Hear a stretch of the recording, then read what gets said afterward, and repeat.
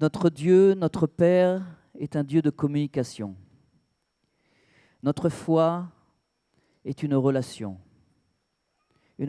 avec lui et une relation avec les frères et les sœurs qu'il nous a choisis. Vous savez qu'on ne choisit pas ses frères et ses sœurs? Dieu veut être en relation avec nous. Il ne veut pas seulement être dans une relation lointaine, mais une relation d'intimité. Et aujourd'hui, je veux vous parler d'intimité. Est-ce que vous savez ce que c'est que l'intimité? Est-ce que vous avez expérimenté déjà l'intimité avec un être qui est cher et qui est prêt? Dieu veut nous emmener dans son intimité. Et aujourd'hui, je voudrais vous parler de la clé de l'intimité. La clé de l'intimité dans la parole de Dieu, la clé de l'intimité avec Dieu et la clé de l'intimité avec son prochain, eh bien, c'est la sainteté. Est-ce que vous avez entendu parler de la sainteté? Eh bien, parce que c'est le nom propre de Dieu. Il est saint. Saint, saint, 3 fois saint. Le nom de l'Esprit de Dieu s'appelle l'Esprit. Voilà, vous avez tout compris. Si vous avez compris que la clé de l'intimité avec le Seigneur est la sainteté, eh bien, vous pouvez vous approcher dans la présence du Seigneur jusque dans le Saint des Saints. Voilà. Parce qu'en Jésus, en Yeshua, eh bien, il nous a permis d'entrer dans son intimité à travers la sainteté qu'il a mis en nous. Vous savez que la sainteté de Dieu est une promesse. Souvent, quand on entend parler de la sainteté, eh bien, on sait, oh là là, qu'est-ce qui est, moi je suis pécheur, je suis loin. Mais Dieu veut nous dire, vous serez saints parce que moi je suis saint et c'est moi qui vous amène dans la sainteté. Alors ce n'est pas ni par la force, ni par la puissance, mais par la grâce de Dieu. Ok? Alors je ne sais pas si on a... Est-ce qu'on a les versets? Non? On n'a pas? Bon, alors je vais vous inviter à ouvrir votre Bible. Hein? Donc on a une définition de la sainteté dans le livre des Lévitiques, au chapitre 20, verset 26. Attention, je fais des interrogations écrites aussi. Hein. Alors, il faut être des bons étudiants. Hein. Voilà. Alors, on a les Lévitiques 20, 26, où Dieu dit aux enfants d'Israël, « Vous serez saints pour moi, car moi, je suis saint, l'Éternel, et je vous ai séparés des peuples, afin que vous soyez à moi. » Alors je vais relire cette définition parce que c'est très important. Vous serez saints pour moi, car je suis saint, moi, l'Éternel, et je vous ai séparés des peuples afin que vous soyez à moi, afin que vous m'apparteniez. Alors la définition du mot sainteté, c'est se séparer du monde pour appartenir au Seigneur. Il y a une différence entre être saint et être pur. Être saint veut dire être séparé. Il y a une séparation qui se fait quand nous choisissons d'appartenir au Seigneur. Parce que le Seigneur est saint et il nous demande de nous séparer. Alors nous sommes dans le monde, mais pas de ce monde. Yeshua, Jésus, était dans le monde, mais il n'était pas de ce monde. Et il a appelé des personnes dans le monde entier à se séparer du monde, à rester dans le monde, bien sûr, hein, on est tous dans le monde, à se séparer du monde pour lui appartenir et recevoir sa personnalité et son caractère. Alors, c'est quoi la définition de la sainteté? Se séparer du monde pour appartenir au Seigneur. Bien sûr, c'est une facette de la sainteté. On pourrait parler d'une semaine de ce sujet, de la sainteté de Dieu. Hein. Mais là c'est le point que je veux faire, c'est dans 1 Pierre au chapitre 1, versets 14 à 16, eh bien ce verset est répété, et Pierre l'écrit comme cela, « Comme des enfants obéissants, ne vous conformez pas aux désirs que vous aviez autrefois dans votre ignorance avec Dieu. Celui qui vous a appelé est saint, et vous aussi devenez saints dans toute votre conduite. » Alors dans 1 Pierre chapitre 1 verset 14, il est dit « Comme des enfants obéissants ». Il y a deux sortes d'enfants. Pour tous ceux qui ont des enfants, Tous ceux qui sont parents, vous savez qu'il y a deux sortes d'enfants. Il y a des enfants obéissants et il y a des enfants désobéissants. Alors, est-ce qu'on préfère les enfants obéissants ou les enfants désobéissants? Nous aimons tous nos enfants, c'est vrai? Même quand ils sont désobéissants. L'amour est inconditionnel.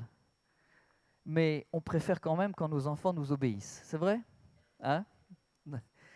Alors, c'est la même chose que notre Père Céleste. Il nous aime inconditionnellement. Pendant que nous étions dans le péché, eh bien, il est venu nous chercher. Quand nous étions dans la désobéissance, quand nous étions dans la rébellion, il est venu nous chercher, mais il préférerait, il aimerait que nous soyons des enfants obéissants. Et la clé de la sainteté, la clé de l'intimité avec le Seigneur, eh bien, c'est l'obéissance. Oh là là.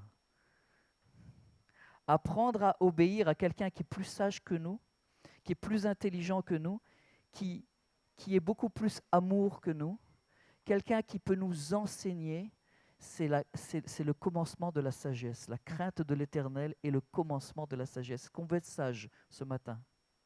Amen. Alors, il y a une clé ici, c'est l'obéissance. Et je sais que je parle à des Français, hein, vous savez, mais si vous venez en Israël, c'est la même chose, ne vous inquiétez pas. Comme des enfants obéissants, ne vous conformez pas aux désirs que vous aviez autrefois, dans votre ignorance sans Dieu.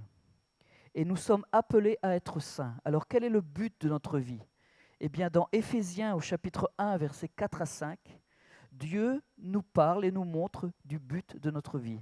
Alors, Éphésiens, chapitre 1, verset 4, il est dit, « En lui, Dieu nous a élus ou choisis avant la fondation du monde pour que nous soyons saints et sans défaut devant lui. Dans son amour, il nous a prédestinés par Jésus-Christ à être adoptés selon le plan bienveillant de sa volonté. » Alors, quand on regarde ce verset, tout d'un coup, on se rend compte que nous ne sommes pas une erreur de la nature, que nous ne sommes pas nés par chance. Nous ne sommes même pas nés par la volonté de nos parents, puisque nous avons été choisis depuis quand? Avant la création du monde. Imaginez-vous, avant que Dieu, d'ailleurs Dieu par quel instrument a-t-il créé le monde? Par sa parole.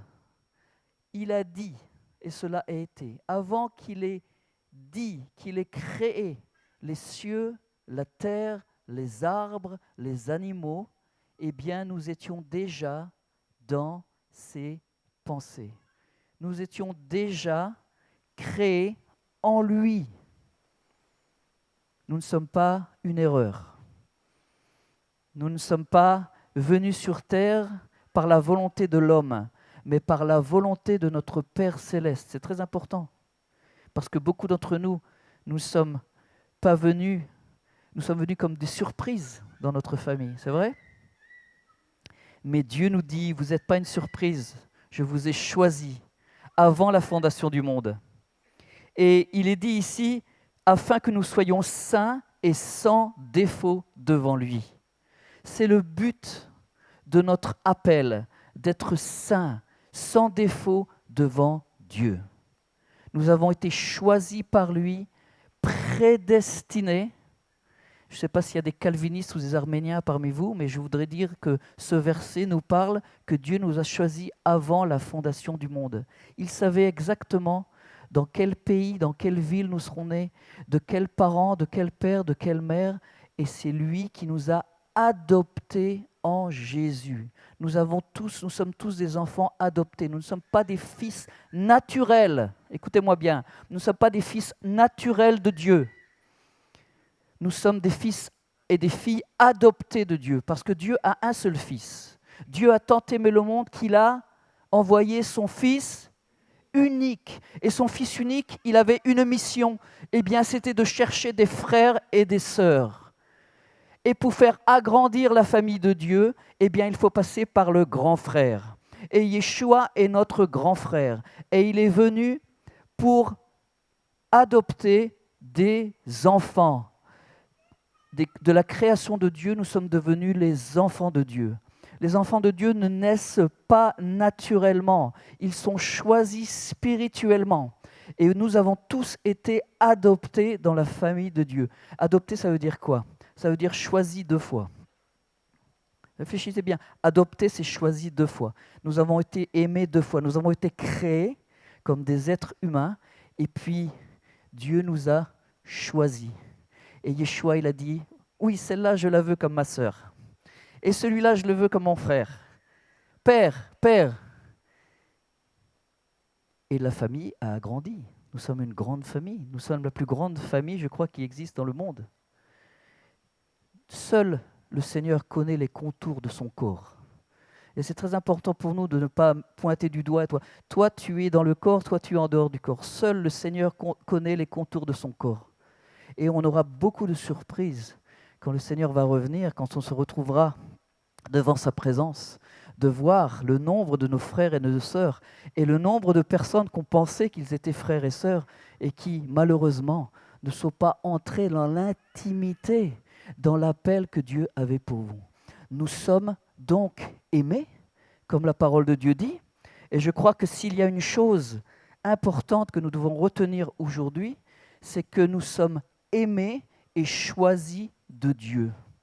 Et donc, si les hommes nous ont rejetés, si nous n'avons pas rencontré dans notre vie l'amour et l'acceptance, nous savons qu'il y a au moins une personne, et c'est la personne la plus importante dans toute la création, qui nous aime, qui nous a créés, qui nous a choisis et qui nous a prédestinés pour un appel, c'est-à-dire d'être sanctifiés et d'être devant lui son instrument. Alors, vous savez, dans le Nouveau Testament, Paul parle toujours de bien-aimé, bien-aimé, bien-aimé, bien-aimé. Est-ce que vous savez que vous êtes bien-aimé? Oui? Super, c'est bien. Et ensuite, Paul dit aux croyants, vous avez été sanctifiés, être saints, vous êtes des saints, des saints. Est-ce que vous savez que vous êtes des saints et des saintes? Parce que vous avez été choisis pour être séparés, mis à part. Et c'est le plan de Dieu. Dieu ne nous a pas créés comme des robots. Il nous a créés avec un libre arbitre, avec un choix. Pourquoi? Parce que son désir, c'est que nous puissions l'aimer. Et nous ne pouvons pas aimer une personne par la force, parce que nous sommes contraints et forcés. On n'aime pas Dieu parce que nous avons peur de lui. Nous aimons Dieu parce qu'il est amour. La grâce de Dieu nous appelle à la repentance. Est-ce que vous comprenez cela? On ne peut pas aimer quelqu'un en qui on a peur. Et souvent, dans les milieux chrétiens, on voit qu'il y a des gens qui s'accrochent à Dieu parce qu'ils ont peur de l'enfer. Et Dieu veut nous dire, je veux que vous me connaissiez, que vous connaissiez mon amour, que vous connaissiez combien je vous ai accepté, combien je désire partager mon caractère, mon royaume avec toi. Et Dieu nous appelle non pas à avoir peur de lui, mais à nous approcher de lui parce qu'il est amour, il est patient, il est doux, il est bon, il est sage.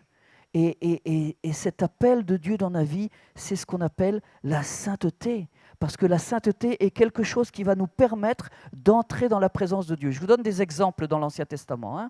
Je vous donne l'exemple de Moïse, par exemple. Moïse, je vous l'avais dit, c'était une personne qui a raté sa vie à l'âge de 40 ans. Il a tué, c'est un meurtrier. Il a dû s'échapper. Il était berger dans le désert pendant 40 ans ensuite.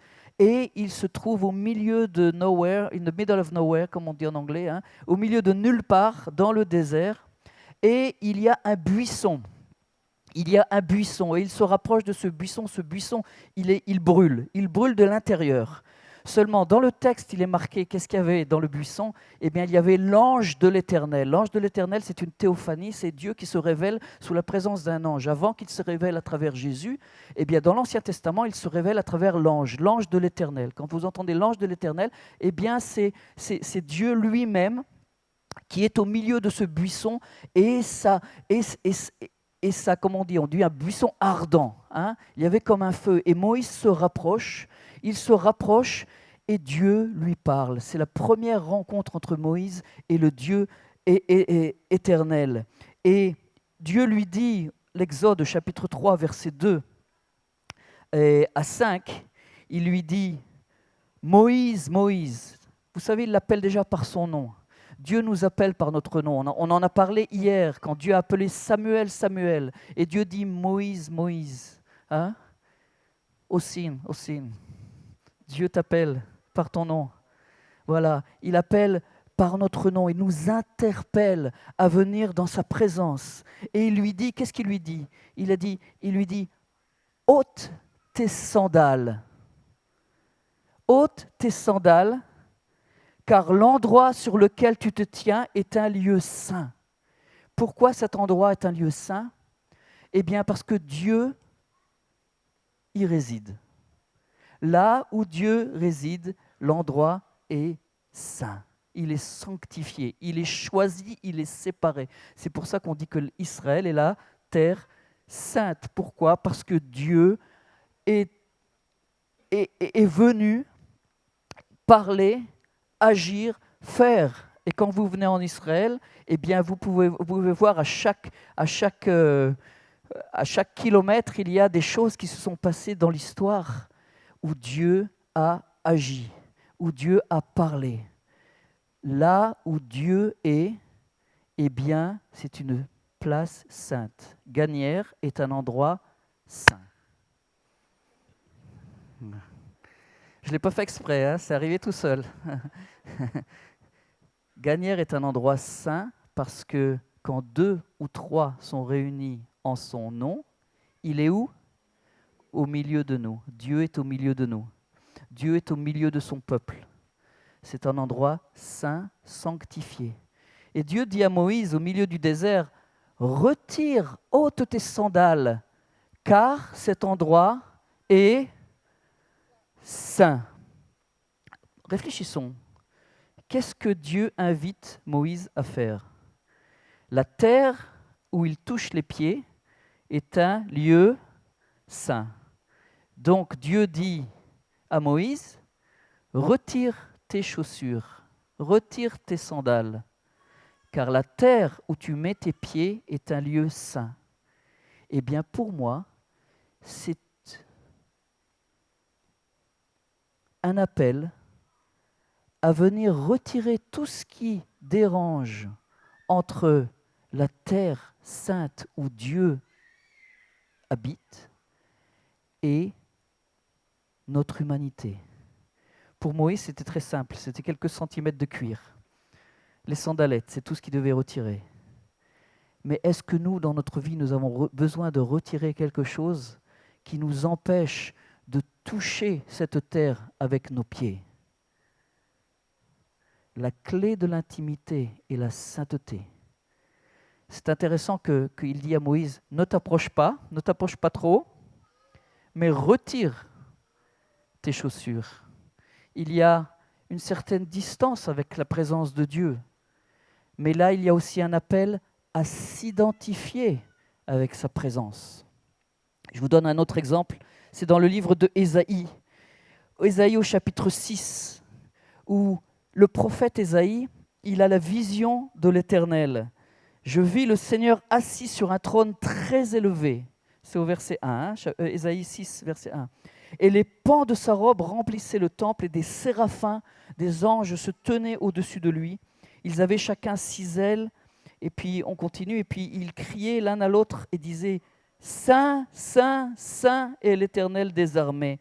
Toute la terre est remplie de sa gloire. » Alors je dis à moi, le prophète, un homme de Dieu, je suis perdu, car je suis un homme dont les lèvres sont impures et mes yeux ont vu le roi, l'Éternel des armées. Et l'un des séraphins vola à moi, tenant à la main une braise qu'il avait prise sur l'autel avec des pincettes. Et il en toucha ma bouche et dit, ceci a touché tes lèvres, ta faute est enlevée et ton péché est expié. La révélation de la sainteté de Dieu, d'abord nous amène à quoi? À voir en nous-mêmes les choses qui nous empêchent d'être dans l'intimité avec le Seigneur. Comme Moïse a dû retirer ses sandales, eh bien, tout d'un coup, le prophète, l'homme de Dieu, eh bien, il se voit face à la sainteté de Dieu, à la pureté de Dieu, et Dieu l'interpelle par sa présence. Il n'a rien dit. Il entend les anges qui disent « Saint, Saint, Saint est le Seigneur ». Et tout d'un coup, il réalise ce qui lui manque en lui. Il n'est pas sans défaut. Il dit « Je suis un homme pécheur parce que je suis impur avec ma bouche, les péchés de la bouche. » Pour un prophète, il y a un problème. Et il dit « Je suis impur, je pêche par ma bouche et je suis au milieu d'un peuple impur qui pêche aussi par sa bouche. » C'est-à-dire le problème de Ésaïe, c'était il était trop près des personnes. Il n'avait absolument rien à leur apporter parce qu'il était comme eux exactement. Alors, il y a plusieurs péchés. Il y a le mensonge dans la bouche. Il y a quoi d'autre comme péché de la bouche?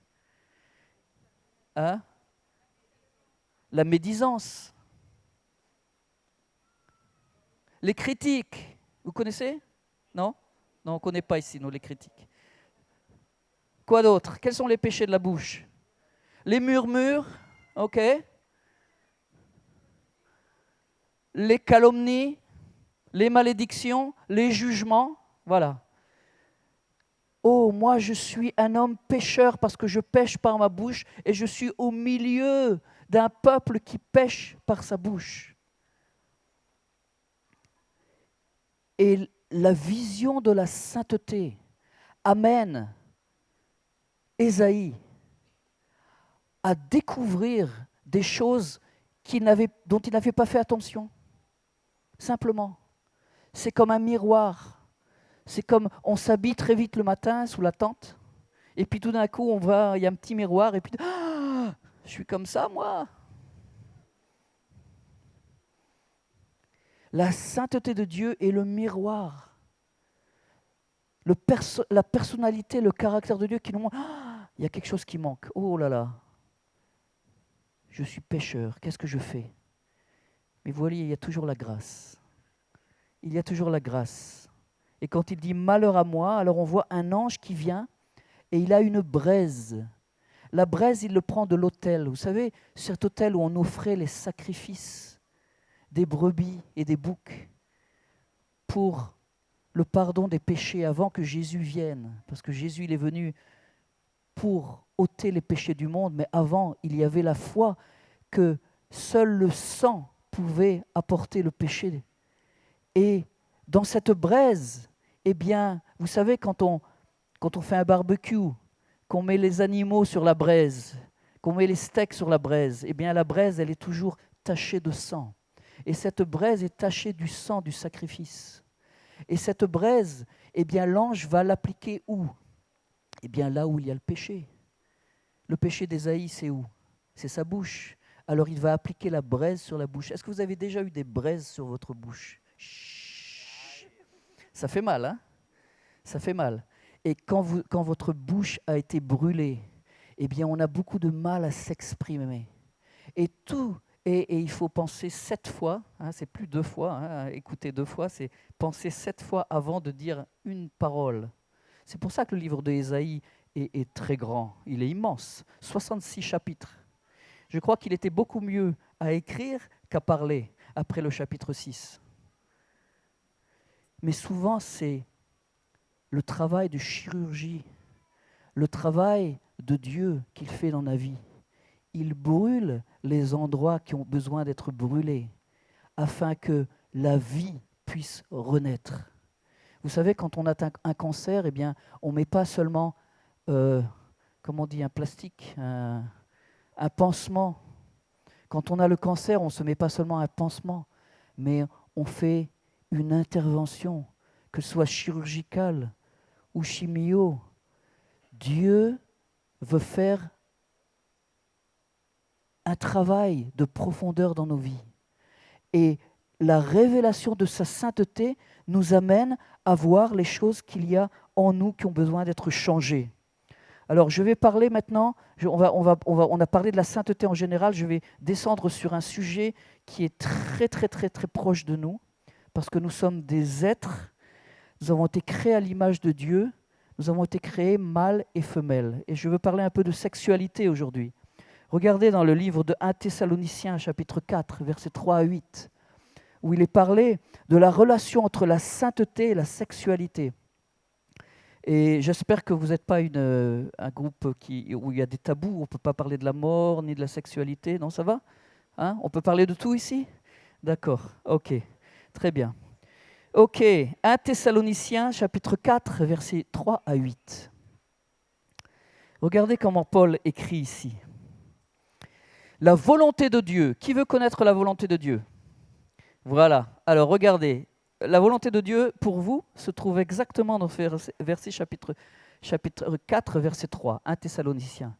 La volonté de Dieu, c'est votre sanctification. Est-ce qu'on peut le dire? La volonté de Dieu pour moi est ma sanctification. Voilà, c'est tout. Voilà, vous pouvez repartir maintenant, c'est bien, vous avez compris. La volonté de Dieu, c'est votre sanctification.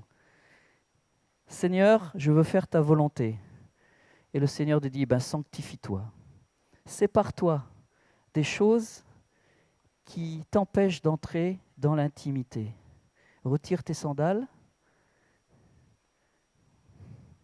nettoie, appelle la présence de Dieu dans ta vie. Et ensuite, il continue tout de suite dans la même phrase. La sainteté, la volonté de Dieu, c'est votre sanctification. Et ensuite, il continue pour ceux qui croyaient que c'était des trucs généraux. Oui, ma sanctification, il dit, c'est que vous vous absteniez de l'immoralité. Et en grec, le mot immoralité, c'est pornéa. On a le mot porno. Pornéa, c'est tout péché sexuel. Alors, il faut expliquer ce que c'est que le péché. Le péché, en hébreu, chet, le mot chet, ça veut dire manquer le but. On a une cible. Dieu nous a créés pour être saints et sans défaut devant lui. C'est notre cible. Et puis quand on pêche, eh bien ça veut dire qu'on rate la cible. On a une autre cible. Il y a une autre cible, c'est ça le péché. Le péché, c'est j'ai une autre cible que l'appel de Dieu dans ma vie. Et au lieu de choisir de devenir saint, de me sanctifier devant lui, de rentrer dans l'intimité, de le connaître plus, de me rapprocher de lui, de l'imiter, eh bien je choisis une autre cible, une cible beaucoup plus petite, souvent. Et une cible qui va m'amener dans les problèmes, qui va m'amener dans être attaché à quelqu'un ou quelque chose dont je vais devenir esclave. C'est ça le péché. Le péché, c'est l'esclavage. Le péché, c'est stupide. C'est pour ça que Jésus, il est venu. Pourquoi? Pour nous délivrer de tout péché, pour nous empêcher d'être esclaves. Celui qui pêche est esclave. Mais le Fils de Dieu est venu nous délivrer de tout péché et nous faire revenir à cette cible pour laquelle nous avons été créés, pour laquelle nous avons été sanctifiés, purifiés, pour laquelle le sang de Jésus a coulé. Et ici, Paul dit, la volonté de Dieu pour votre vie, c'est votre sanctification, que vous vous absteniez de l'immoralité du pornéa. Alors on a pornographie, graphie ça veut dire l'écriture ou l'image, la pornéa, c'est-à-dire du péché sexuel. Alors attention, le sexe, c'est créé par Dieu, c'est bien. Le don du sexe est quelque chose de bien. Et Dieu a créé le sexe pour l'intimité. Encore, on parle de l'intimité entre un homme et une femme qui ont une relation, comme on dit, un covenant, une alliance. Et donc, quand un homme et une femme ont une alliance pour la vie, une alliance matrimoniale, où il y a un engagement d'amour qui se fait, eh bien, dans ce cadre, la sexualité est un don de Dieu, quelque chose dont il faut se réjouir et exprimer. Donc, Dieu qui a créé la sexualité, il dit que c'est la cible d'être sanctifié dans notre sexualité, dans une relation d'alliance entre un homme et une femme, dans la relation du mariage.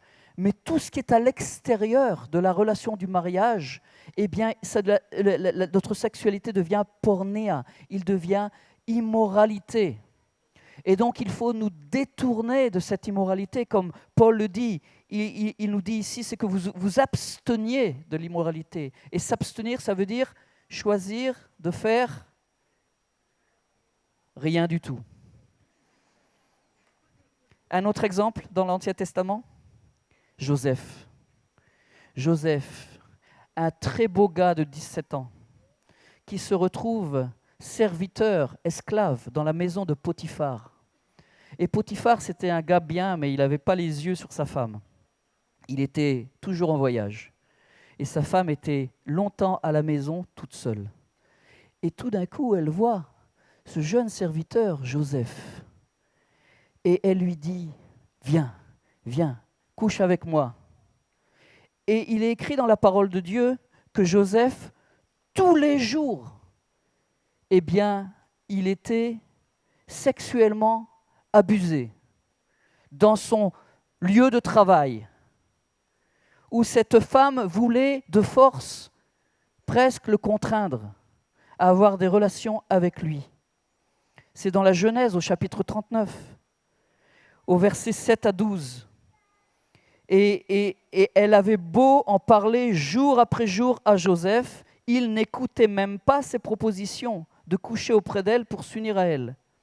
Et un jour, il entra dans la maison pour faire son ouvrage et il n'y avait aucune personne dans la maison. Il était seul avec elle et elle le saisit par son vêtement en disant « Couche avec moi » et lui abandonna son vêtement dans la main et s'enfuit en dehors. Voilà les héros de la foi. On s'enfuit devant l'immoralité. Est-ce que vous êtes des héros de la foi? Quand il y a de l'immoralité dans la chambre, dans la maison, est-ce que vous vous enfuyez ou est-ce que « oui, ça va, je peux supporter, ça va, oui, j'ai l'habitude ». Dieu vous dit « fuis l'immoralité, chasse l'immoralité au milieu de toi, éloigne-toi de l'immoralité ». Ça rentre? Il y aura beaucoup à prier aujourd'hui. Hein? Dieu nous demande à être des héros. Et le héros, c'est souvent de s'éloigner du péché.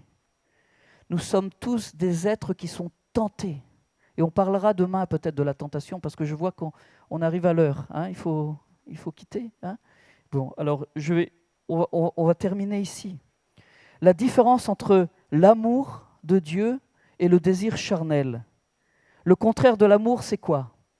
Ce n'est pas la haine. Le contraire de l'amour, ce n'est pas la haine. C'est quoi? C'est l'égoïsme. C'est l'égoïsme. L'amour, c'est l'égoïsme qui se traduit par, je l'ai entendu ici, l'indifférence.